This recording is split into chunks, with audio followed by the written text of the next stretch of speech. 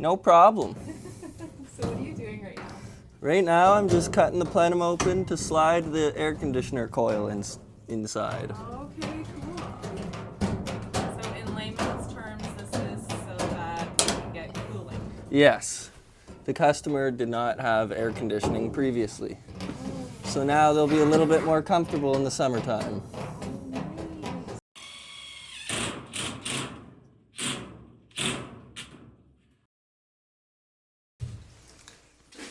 Probably this part, like hanging the furnace and then getting all the metal to line up properly, I would say would be the toughest part.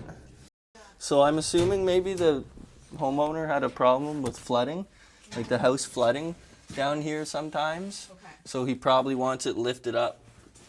Like the old furnace was lifted up too, so they probably like it lifted up so if it floods then they don't have to get a new furnace.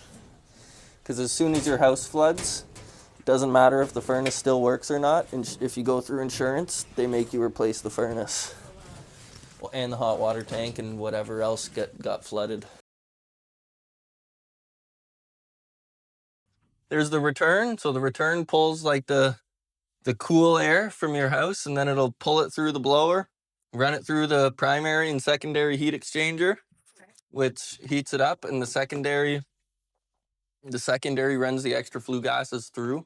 And that's where you get your extra efficiency from.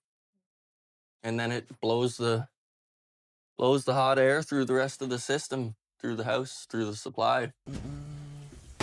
What would you say is the best part about your job? The people I work with, Yeah. 100%.